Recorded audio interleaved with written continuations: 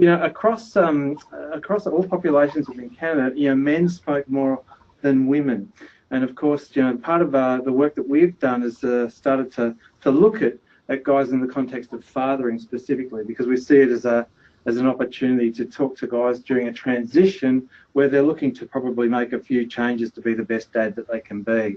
So hence, I'll give you a little bit of a background to what informed the Indigenous fathers work that we've done today, and the idea being that you would take away some knowledge about how these community-based health promotion programs can be developed, but also participatory action-wise, working with communities to adapt what we originally started out with. There we go, just 1 second. Great. So yeah, just a background, that we started doing some work with dads in general, around smoking cessation, because the focus had historically always been on women in pregnancy and postpartum and smoking cessation. And then in the second half, Joan will give a clear description around, the use of participatory design to adapt the DIG program for Indigenous fathers. And we'll also introduce the DIG program to give you a sense. As I mentioned at the front end, it is true that more men than women smoke. And then if you compare, the general population in Canada to Métis, First Nations, Inuit, the smoking rates are much, much higher amongst those populations. And also in each of those populations, we see that men smoke more than women. So coupled with that, I think it's interesting that, when we look at the Aboriginal Peoples Survey, more than 61% of off-reserve First Nations people have a chronic illness, 60% of Métis, 42% of Inuit aged 12 and over are reporting chronic illness. And many of those are related to tobacco use. There could be a case for cause effect there in terms of COPD, cardiovascular disease, sorts of things that are coming up time and time again as chronic diseases for these populations. So trying to reduce smoking is obviously a thing that's very important in terms of making good on reducing those outcomes, those poor outcomes.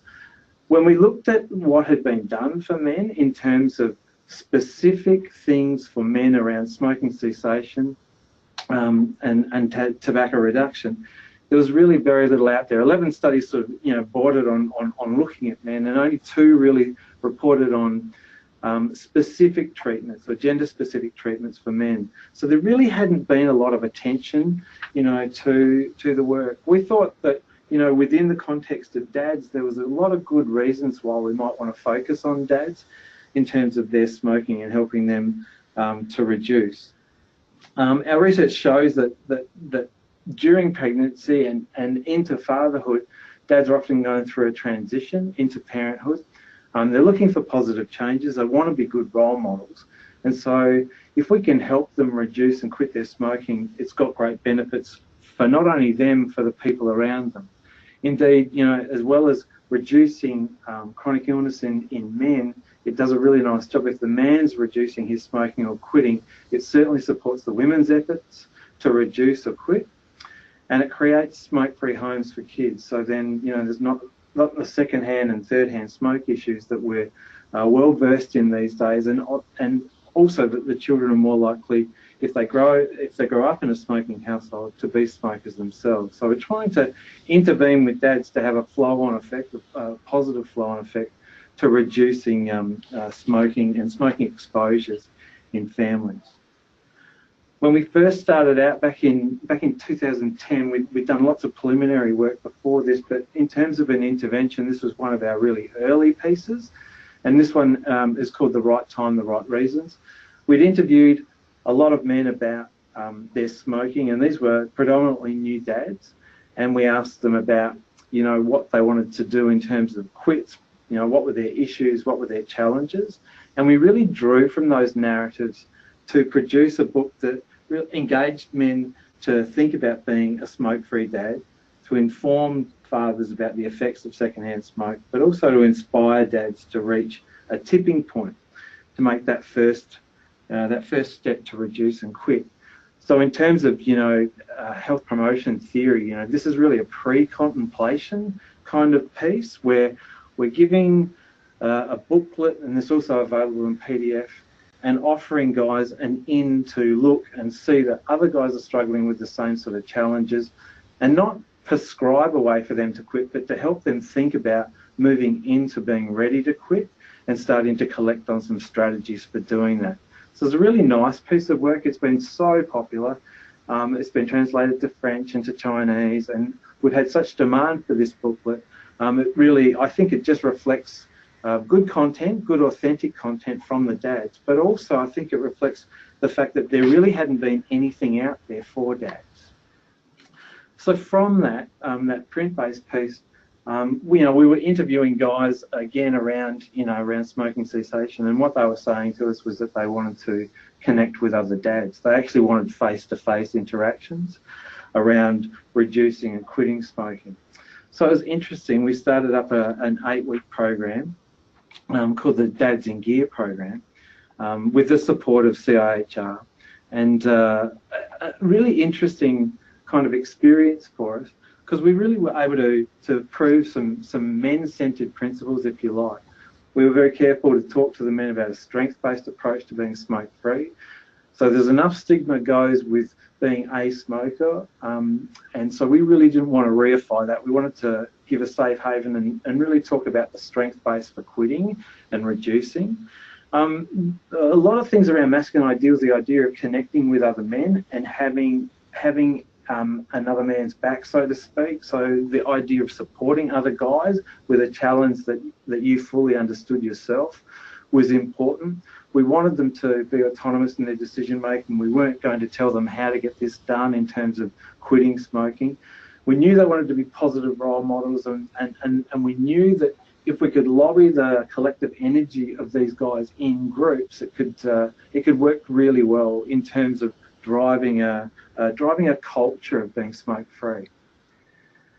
So in terms of those key ingredients for supporting guys in the DIG program to reduce or quit, there was 3 things that we did. We call it a tripartite approach.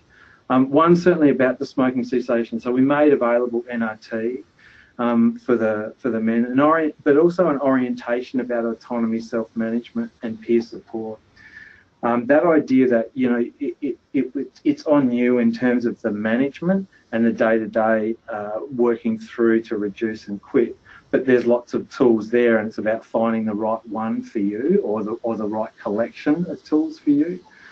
What was interesting early on, we noticed that the dads really combined around issues of fathering. So they would speak to each other a lot about the challenges and the joys of being a dad, and being with their kids, and wanting to be the best dad they could be. So it was very, it was a potent driver for these guys, because they were really connecting over the fathering. And then the smoking piece, the smoking cessation piece was definitely there, but it wasn't always front and center. It was part of what they were doing. And likewise, in the early days, we conducted these groups in gyms, and of course, physical activity is something we know that guys like to do. That oftentimes they'll work shoulder to shoulder, and work out, just low impact kind of work, but to be doing something. And we know that guys are generally good and involved when there's something to do. You're not demanding that they talk. The talk happens in and around the activities they do. So it was a kind of a nice program with lots of highlights there. We were directly messaging guys about activity. We were talking to them about food preparation, nutrition, a bunch of really helpful health, kind of things to be looking at. And it was co-facilitated through an 8-week program once a week. For a couple of hours, and it really did a terrific job of bringing guys together.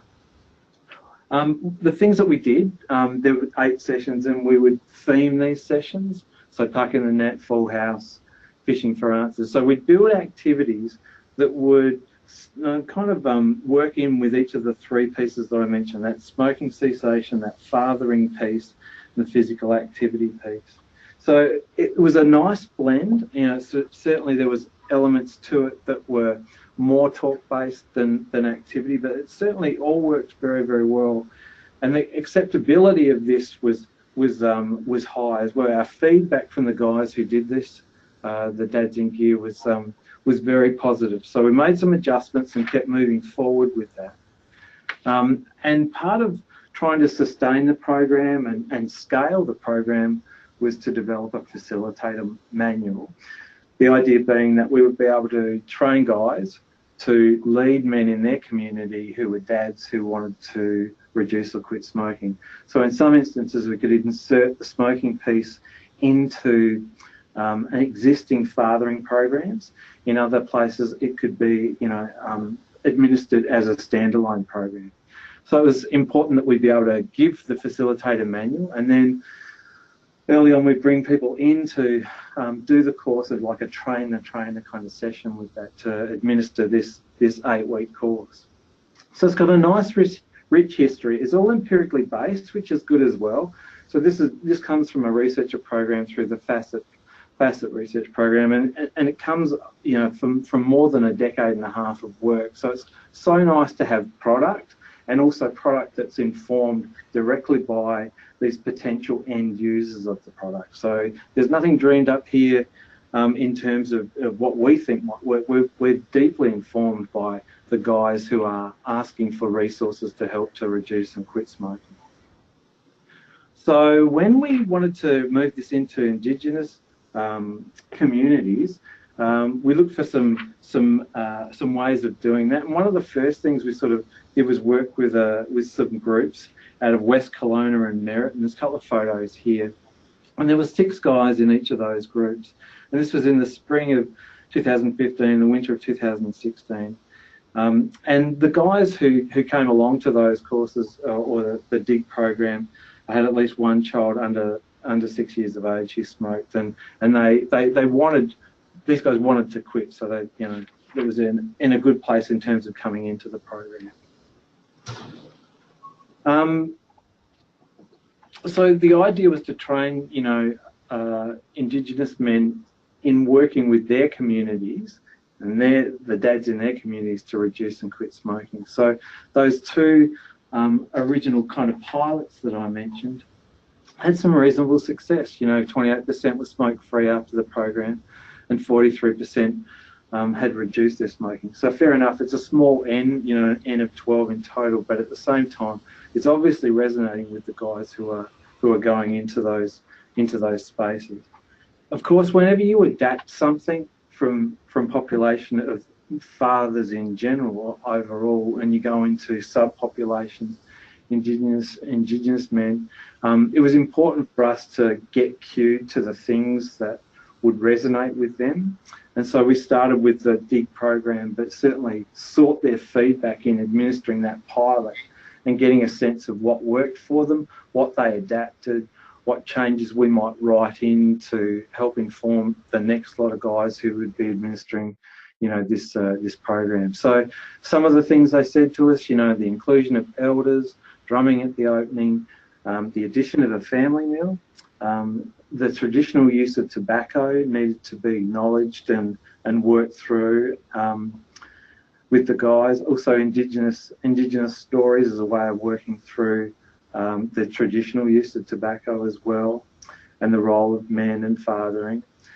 Physical activity, was slightly different than some of the adaptations we had in the general program, and importantly, to celebrate success, within the program. Before I hand it over to Joan, I'll just play this video for you.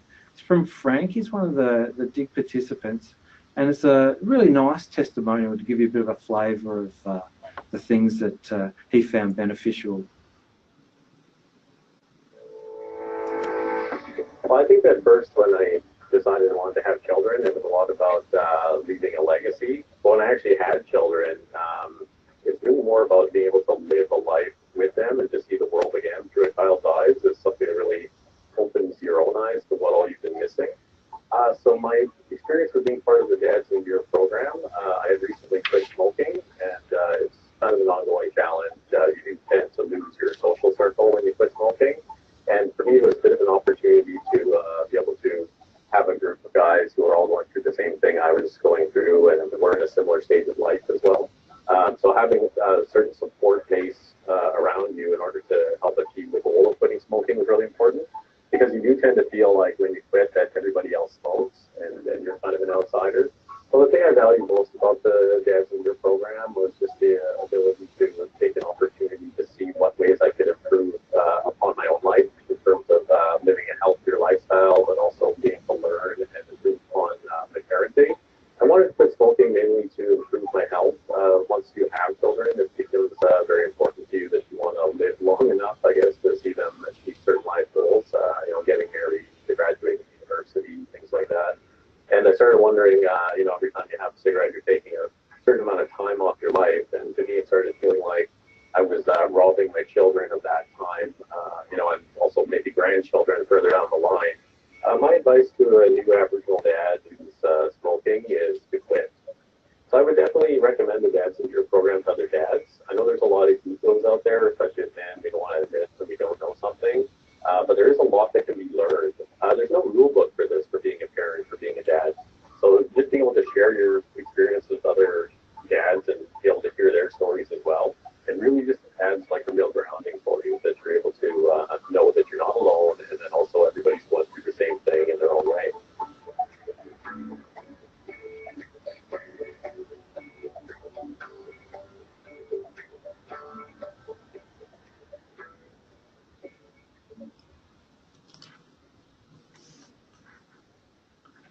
So with that, I'll hand it over to Joan to finish off the presentation here. Thank you. Great, thanks, John. So based on the success of our little pilot with Indigenous fathers in 2 settings, we gathered a few suggestions from both the fathers and the facilitators. And this work caught the attention of others in the Indigenous community, such that there was a desire to really develop a Dads in Gear Indigenous program. These are just a few of the suggestions that came forward after that first pilot. And the next slide, John. So we created what we called a participatory design project, where we wanted to actually engage a broader range of stakeholders and Indigenous men in helping us figure out how we could develop an Indigenous form of Dads in Gear and do the cultural adaptations. Yes, we had learned something from two small groups and some really important learnings, but we thought we needed to also hear from a broader number of people to inform this work. So this project was funded through the Interior Health Authority as well as First Nations Health Authority. And we had 3 objectives. First, to do broader consultations with a number of people asking for advice, to develop some program prototypes and design features and actually pre-test them with fathers and grandfathers, and to develop some recommendations based on that work, and then to proceed with development of a cultural adaptation of the program. So the next slide, John. So the first phase was consultations. And these are the kind of questions we asked both elders, and we actually did some in-depth interviews then with the 2 Indigenous facilitators that had done those first pilots with the Indigenous men.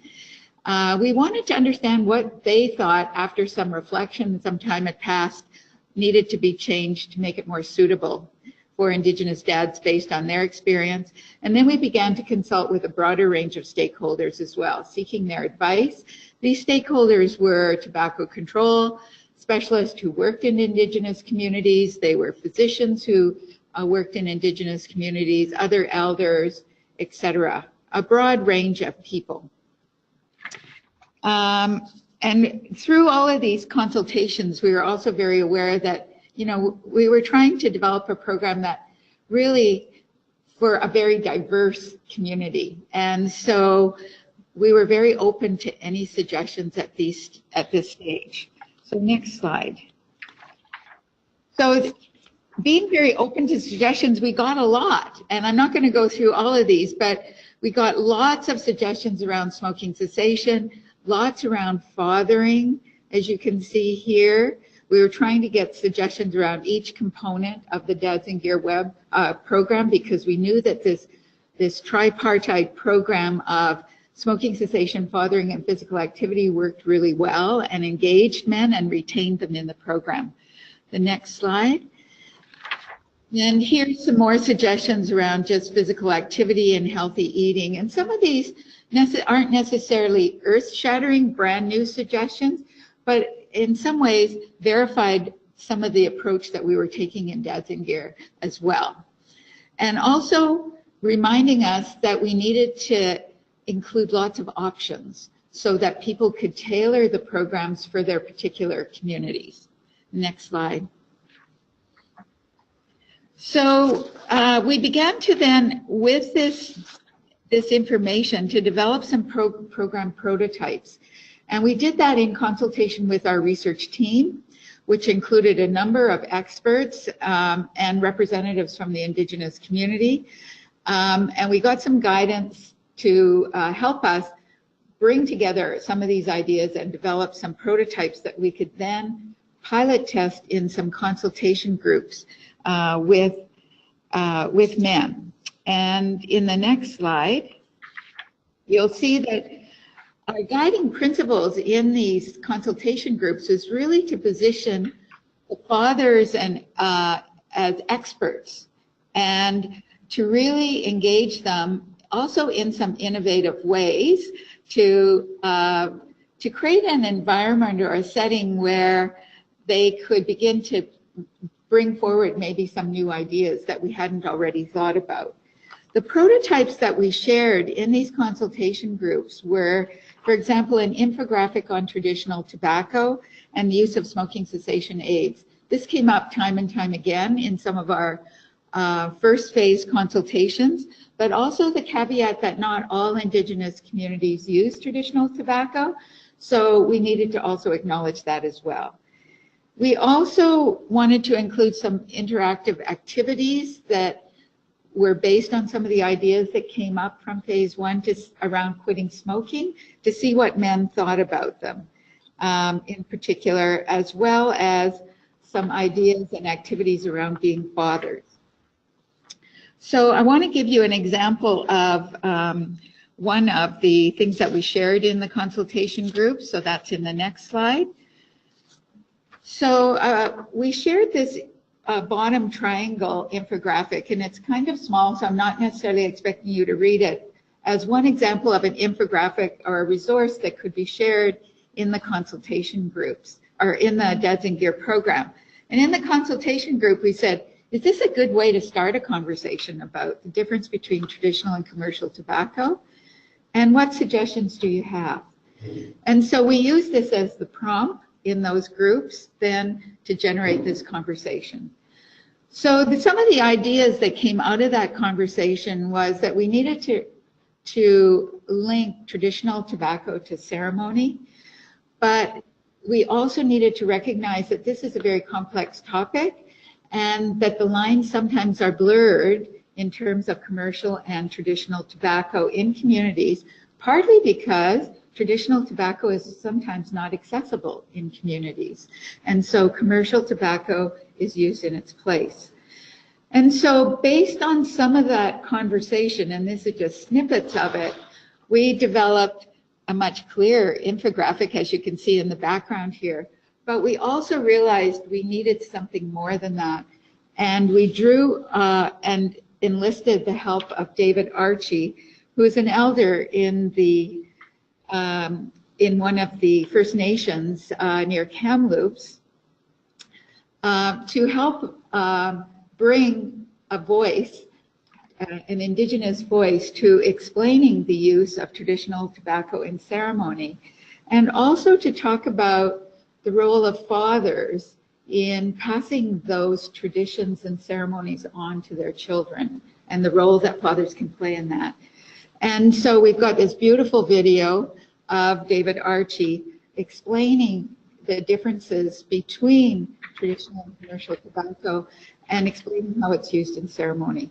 We also realized that many people don't know how to grow traditional tobacco. So in the program, we actually provide some information another kind of simple infographic about growing traditional tobacco, knowing that the First Nations Health Authority can provide people with seeds. So trying to enable that use of traditional tobacco in ceremony. The next slide. We also wanted to encourage some innovative thinking around smoking cessation. And one of the things that we learned through some of the phase 1 consultations was that men weren't very comfortable with the term quitting smoking, but preferred the term stopping smoking. And we wanted to engage them in a bit more conversation about this to understand the differences, but also to understand how we might present this to fathers in a way that might make sense. And so what we did to support some innovative thinking here is that we gave men in the consultation groups hacky sacks. And if you remember what they are, it's just that little ball that's soft that you kick and try to keep in the air. And if you've ever tried to do that, you recognize that if you're the first time you're using it, you're not very good at it. But if you practice long enough, you actually can get pretty good at it. And so we wanted to test out this idea of whether this idea of practicing stopping smoking made sense to Indigenous men. And they actually really liked that idea. And it made sense to them because you're changing a habit, and that takes practice. It's a skill, just like playing hockey, playing hacky sack. And they began to give us suggestions about how men might actually practice stopping smoking. And so we've been able to weave some of that into the program as well. The suggestions again, to prompt some innovative thinking around suggestions, we gave them some wooden, I guess they're tongue depressors or something like that. And we created and suggested this was like kindling, and we created this kind of imaginary fire pit that men could put in their ideas around stopping smoking and how they might practice that in their everyday situations. So we use these kind of innovative approaches rather than just talking about it around the table to begin to also prompt some creative thinking about how we might implement this in a program for dads. The next slide. So overall, through this process of the consultation groups, we did come up with some overall recommendations for an Indigenous Dads in Gear program. So around smoking cessation, the importance of positive message framing, stopping rather than quitting, practicing, as well as this idea of being very clear about the use of traditional tobacco. And around fathering, we got lots of ideas about reflecting on and sharing the aspirations of fathers, but also importantly to discuss the changing roles of fathers in Indigenous communities and the challenges that that's bringing to fathers and how they might work together to address those, as well as physical activity ideas and keeping it flexible. They were very clear they wanted us to keep the group format. They wanted opportunities to meet together as fathers, and they wanted narratives from Indigenous men who were immersed in this process of cessation, because what we learned is that many men don't know other men in their immediate circle who might have been successful at cessation, and so they wanted to hear from other men, as well as they wanted some advice and support of respected elders in their community. And that this could be also a very powerful influence in the Dads in Gear program. So the next slide.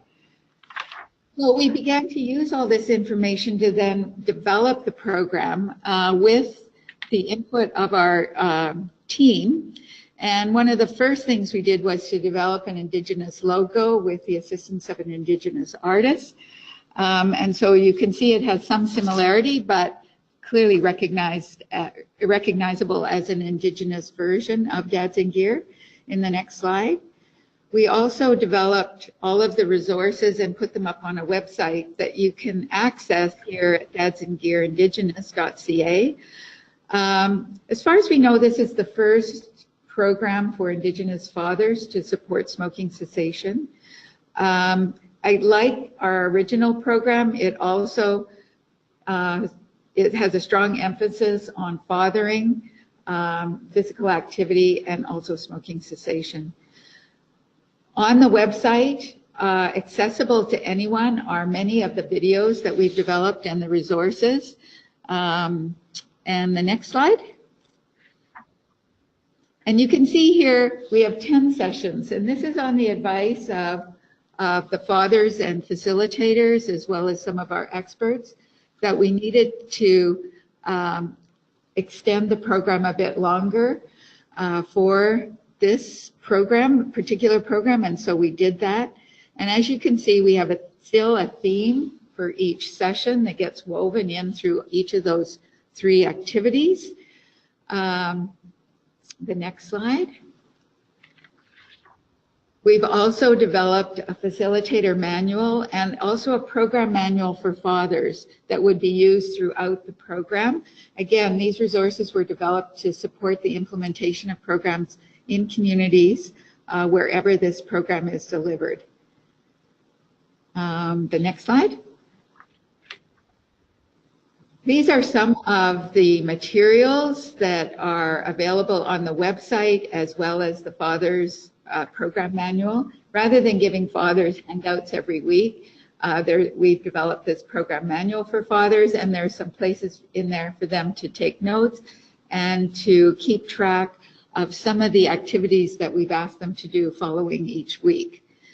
And these are just some of the materials that we've developed. And as you can see, we have tried to use images to carry the messages as much as words. And we've tried to keep the language very clear and direct, which is what men were asking us to do. Next slide. As I mentioned, we've introduced 6 new videos in this program that are all with Indigenous speakers. This is the David Archie video around traditional tobacco, but we have others with Indigenous men talking about their narratives around smoking cessation, some others from elders or other leaders in the Indigenous community around fathering, giving men advice around fathering, and also around smoking cessation. And these videos are free and available on the website, and so I'd encourage you to have a look at them. We're really proud of them. We think they're great. They're not scripted. They're really just the stories from men in the way that they wanted to tell their stories. Next slide. We have also conducted some facilitator training already. Last September, a year ago, and also in June in Vancouver this year.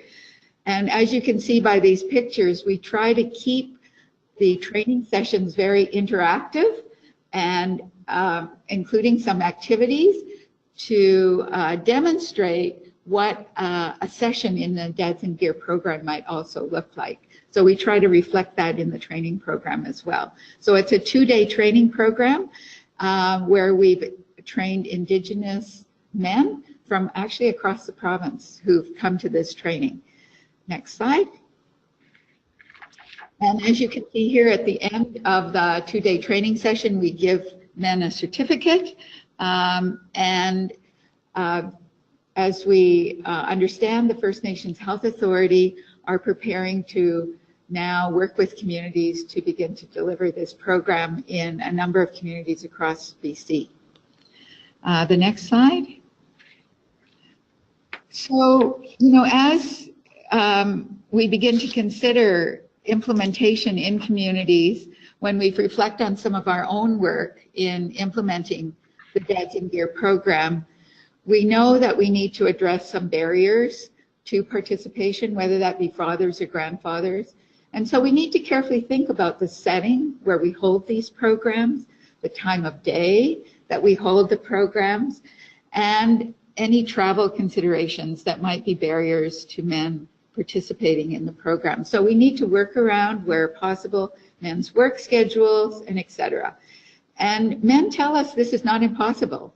They said, just begin to organize this, and we'll help you find a date and time that will work for most of us. So thinking about those barriers in implementation is really important. And also on a broader level, thinking about what community-wide supports might be needed to engage and give permission for fathers to get together for a program like this. One of the things that we've learned is that the implementation of the programs through trusted organizations is really important, especially for a brand new program that a lot of people might not know about yet. If it's offered by a trusted organization, by respected male facilitators in their community, men are more likely to be comfortable to come into the program. The support of male-oriented community groups and individuals, so male elders in the community, might also be important as we think about implementation, as well as for those communities that are outside of British Columbia, partnering with other community organizations to fund the delivery of a program like this will be important, as well as lobbying whoever we can to get the support needed to offer this program on a broader scale, as well as other programs to support men's health. Next slide. So as I reflect on our work, I can't emphasize too much the importance that the participatory design has helped us as we've moved through this project. We couldn't have done this project without the input of Indigenous fathers, Indigenous experts, elders, and other stakeholders in the community, and really listening very clearly to what they were advising us, and to take that advice into developing an innovative and creative program that would support dads. And there's always a bit of balance between research design and creative process and listening to voices. And we're always cognizant of trying to balance those different interests while, of course, respecting this need to attend to the diversity in communities. So it is a delicate balance, and there's, not a lockstep process that I can suggest that we used in this process at all. So the next slide. So some key things that we've learned from this work is, and this would apply to not only our program, but other men's health programs as well, is the importance of providing opportunities for men to support and inform these approaches and programs, to pay attention to the way men prefer to be engaged, and to pay attention to how we create some men-friendly spaces that are familiar settings, activity-based programming that appeal to men, and the importance of male facilitators in that work as well. And finally, we think it's also very important to draw on men's strengths and shifting masculinities as fathers begin to take up their fathering roles, and also as the role of father shifts in Indigenous communities. And the next slide. I'd like to, before I close, share a short video from Brendan, who led one of the first Indigenous programs with the first version of Dads in Gear, to share some of his experiences as a facilitator of that program. Yeah, I think it was important to lead the first Aboriginal Dads program, because there really is no Dads programs, but no Aboriginal Dads program on top of that. So being one of the first ones was pretty unique, but have a successful group of guys come together like this, so it really made I think created a lot of friendship as well for the long term. The dads finally had a chance to focus on quitting smoking for the first time in their life, and they wouldn't have probably been able to do it on their own. I think it's important when you become a dad, for one, to support your partner.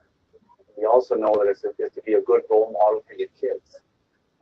That was something that has to start off with somebody in the family. I think dads should take leadership in their family and actually take care of their health. And so I think the Dads of Your program really supported, the dads to quit smoking for the long term, I believe, because it was a system.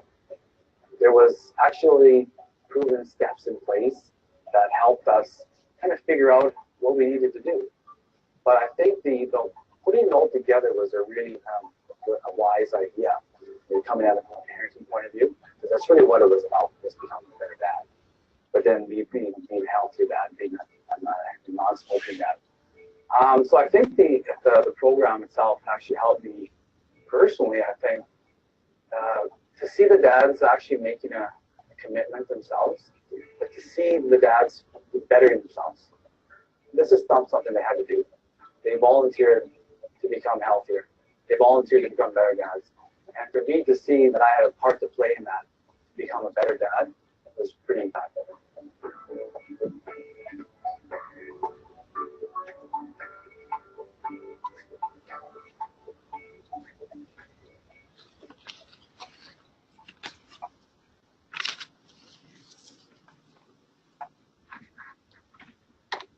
So just in closing, some final take-home messages.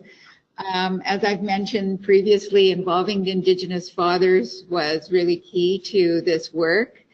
And we also think, as Brendan has talked about here, that Indigenous male facilitators really do have the skills that are needed to create these men-friendly spaces and act as role models and mentors for the dads in their program. So we ask that the Indigenous male facilitators not be smokers, as you can imagine. They can be ex-smokers, in which case is fine, because then they can share some of their experiences, or they can be non-smokers. It doesn't really matter to us. But we do think that it's really key and really important to have a male facilitator. And again, this idea of being strength-based and gender-specific, culturally sensitive group program for men, I think holds promise for supporting men's cessation. And we found that some of the men have children living in their homes, but many of the men who've been in our programs, their children are separated from their children for one reason or another. But that didn't seem to be a major factor, because they still wanted to be good role models for their children. And for the limited time that they might have to interact with their children, they wanted those to be positive times. And so they were engaged in this program as fathers who were living with their children. And we also had some men who actually didn't have biological children, but they had children in their lives that they were fathering, and so saw themselves as important role models for those children as well. So whatever kind of father men were, this program seemed to really fit for them. And that the kind of father they were wasn't an issue. And finally, we are also reminded that by focusing on fathers and supporting their health, we are actually really reaching out and supporting the health of families and communities. And so we think there's some benefits that go well beyond the benefits that men receive in this program. So in closing, I'd just like to thank the other team members here. Gail Sarbet played a major role in the development of these programs, as well as the rest of our team that are listed here. And we also couldn't have done this without the funding from a number of places that are mentioned here. We do have some Twitter feeds, and delighted if you would be interested in following us on Twitter, and encourage you to go onto our website and have a look at some of the resources that are available. The facilitator manual is password protected for people who have participated in the training program, but many of the other the videos and some of the infographics are available there, so you get some snippets of the program. So I'll stop there. There may be some time for questions, and John and I'd be happy to entertain any questions that you have. Thank you. To our audience, if you have any questions at this time, please enter them into the question box in the GoToWebinar panel, and we will read them out loud. A few questions that came in.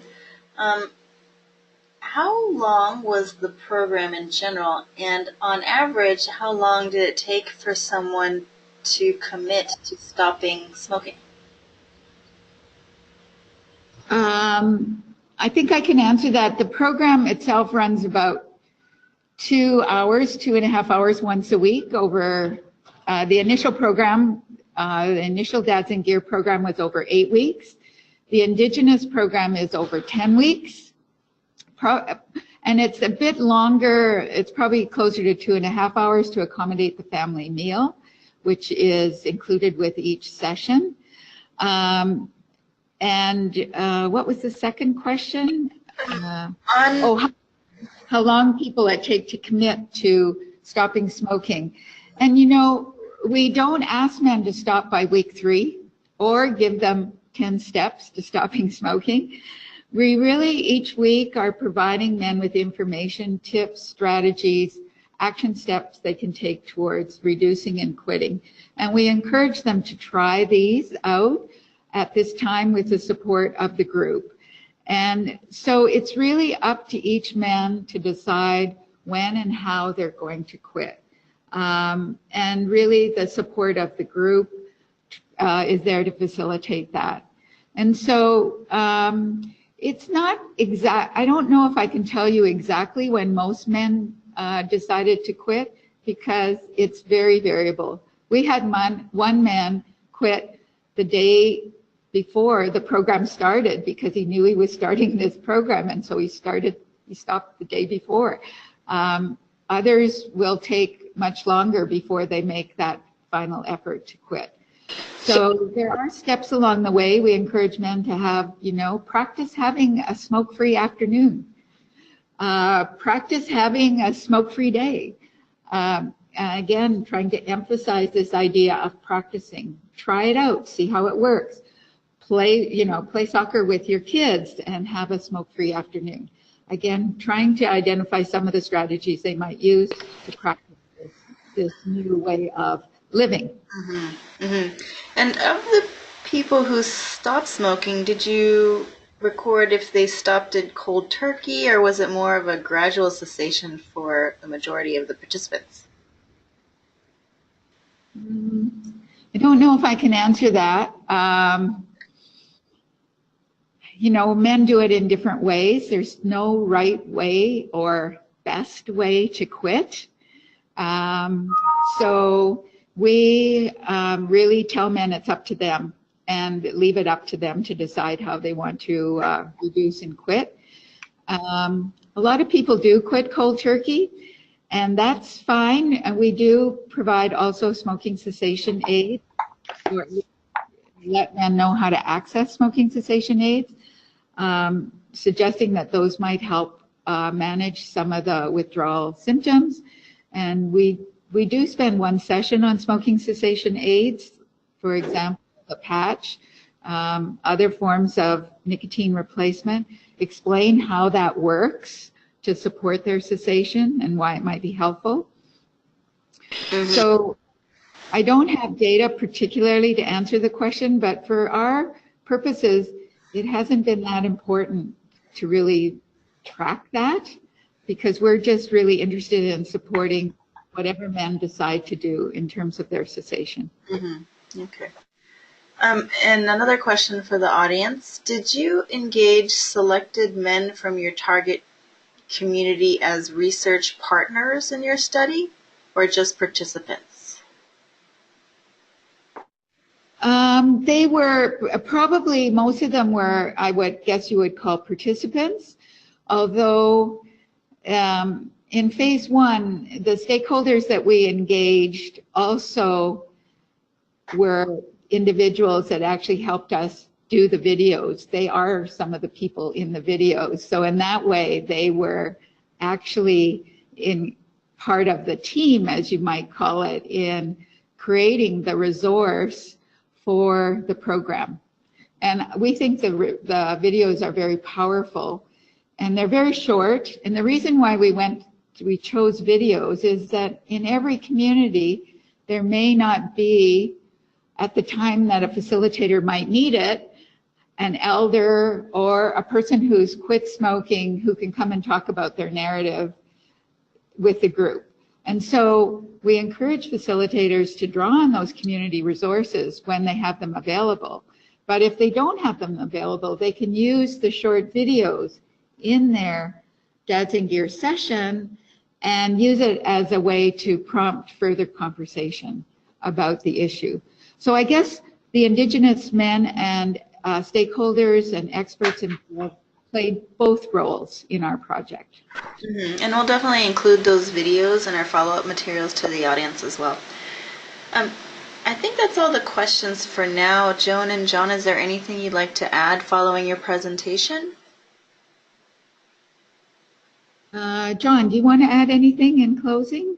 Not really. Just to say that it's so great to see First Nations Health Authority, supporting the rollout of this and working with distinct communities much in need of this kind of work. So it's very gratifying this far down the track to be able to be working with First Nations Health Authority in this space.